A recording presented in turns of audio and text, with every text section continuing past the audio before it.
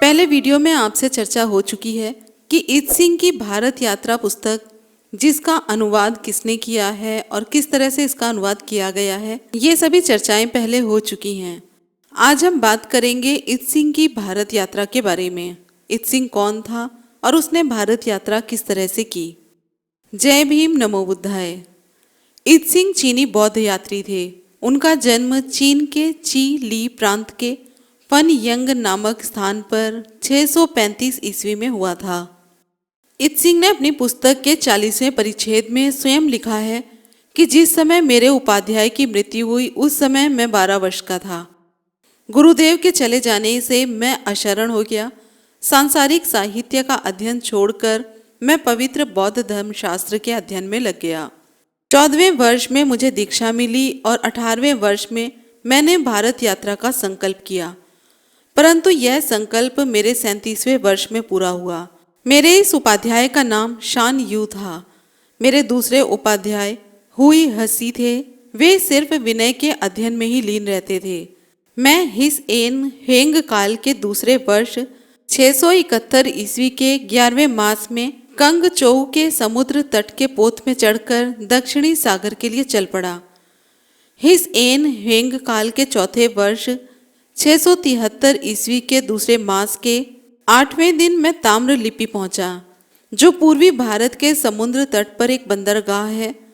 इत सिंह ने भारत आने की पृष्ठभूमि स्वयं बतलाते हुए लिखा है कि मैं 670 ईस्वी में पश्चिमी राजधानी के कुछ एक उपाध्याय और भदंतों के साथ अध्ययन कर रहा था।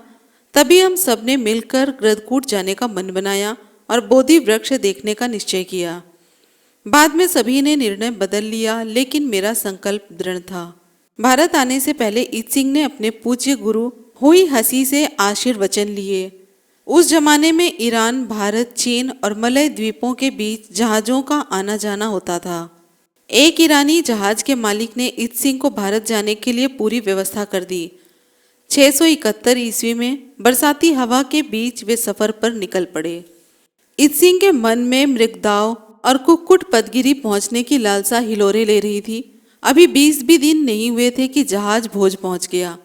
भोज में इत सिंह ने 6 माह बिताए।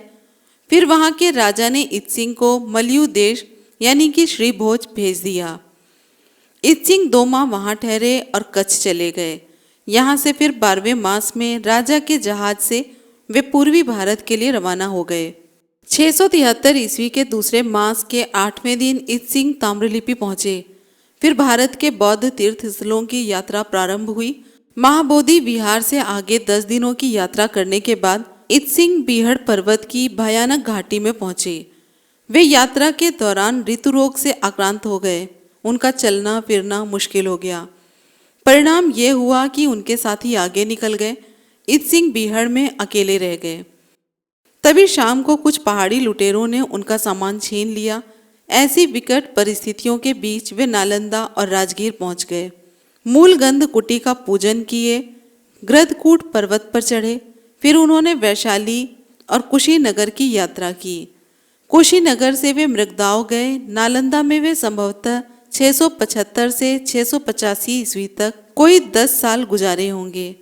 यात्रा के अंतिम दौर में उन्होंने धम्म पुस्तकों को समेटा और अपने ही आए रास्ते से ताम्रलिपि लौट आए।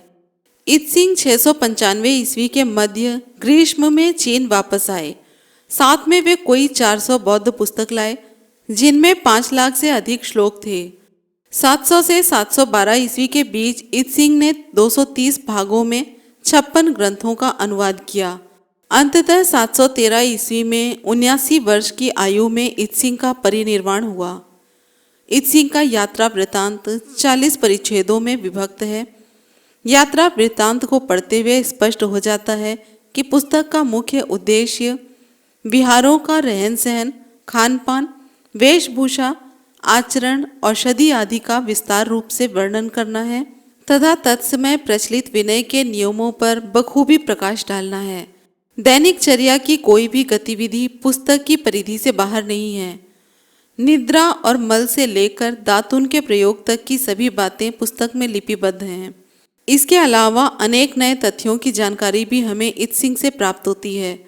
इत्सिंग ने लिखा है कि उसके भारत आगमन से 500 वर्ष पूर्व हुई लुन नामक चीनी यात्री भारत आया था। उस समय ची ली के तो नामक राजा का शासन था। राजा ने चीनी यात्रियों की सुविधाओं के लिए मृग शिखावन के समीप बौद्ध विहार का निर्माण करवाया था। इसकी दूरी नालंदा से पूर्व में गंगा के किनारे किनारे 240 मील थी। इतिहासकारों ने इसी ची ली के तो नामक राजा का समीकरण गुप्त वंश के संस्थापक श्री गुप्त से किया है। इत्सिंग ने नालंदा में 10 साल बिताए थे, इसलिए उन्हें नालंदा का व्यापक ज्ञान था। उन्होंने लिखा है कि नालंदा विहार में भिक्षुओं की संख्या बहुत बड़ी थी। 3000 भिक्षु रहते थे। इस विहार में 8 महाशालाएं यानी कि हॉल थे और 300 कोठरियां थी। इसके अतिरिक्त अनेक बौद्ध आचार्यों का जिक्र इत्सिंग ने अपनी पुस्तक में किया है। धर्म कीर्ति ने हेतु विद्या को सुधारा। गुणप्रभ ने विनय पिटक को दोबारा लोकप्रिय बनाया। गुणमती ने अपने आप को ध्यान संप्रदाय में अर्पण कर दिया। प्रज्ञा गुप्त ने सभी विपक्षी मतों का खंडन कर सच्चे धर्म का प्रतिपादन किया। काश्यप मातंग और धर्म रक्ष ने पूर्वी राजधानी लो में धम्म का प्रचार किया। परमार्थ की कीर्ति दक्षिणी सागर तक पहुंची थी। कुमार जीव ने चीन में धम्म का आदर्श प्रस्तुत किया। ज्ञानचंद्र तिलहड़ विहार में रहते हैं। यही तिलहड़ मगध क्षेत्र का तिल्हाड़ा विहार है, जिसकी की खुदाई हो रही है। दक्षिण सागर के श्रीभोज में शाक्य कीर्ति रहते हैं। इस प्रकार इत्सिंग अनेक बौद्धाचार्यों के बारे में हमें जानकारी उपलब्ध कराते हैं। चारों वेद में कोई 22,443 श्लोक हैं। आश्चर्य होता है कि इत्सिंग ने श्लोकों की संख्या 1 लाख बताई है।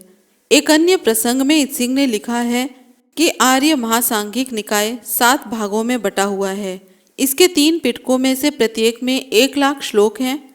वेदों में श्लोकों की संख्या 1 लाख तथा प्रत्येक पिटक में भी श्लोकों की संख्या 1 लाख पुनर्परीक्षण की मांग करती हैं। इत्सिंग ने भर्तृहरि शास्त्र का उल्लेख किया है।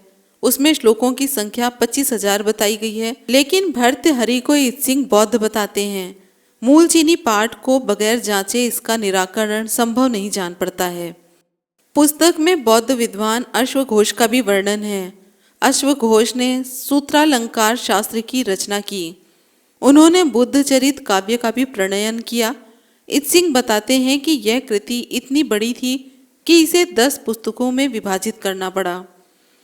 बौद्ध संप्रदायों का जिक्र करते हुए इत्सिंग ने लिखा है कि मगध में सर्वास्तिवाद निकाय का जोर सबसे ज्यादा है। लाट और सिंधु में अधिक अनुयायी। समितिकाय के उत्तरखंड में सब लोग सर्वास्तिवाद निकाय को मानने वाले हैं।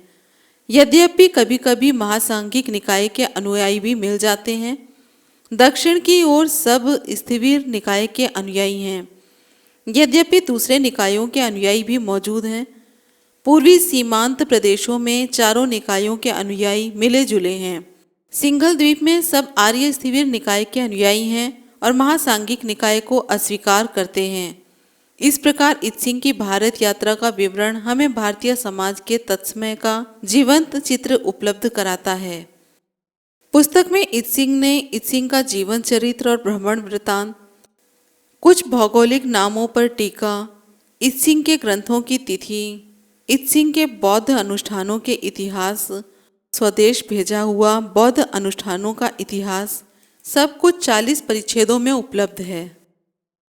इत्सिंग के बारे में छोटी सी जानकारी आपको कैसी लगी कमेंट बॉक्स में ज़रूर बताएं। फिर मिलते हैं अगले वीडियो में। जय भीम, नमो बुद्धाय, जय संविधान।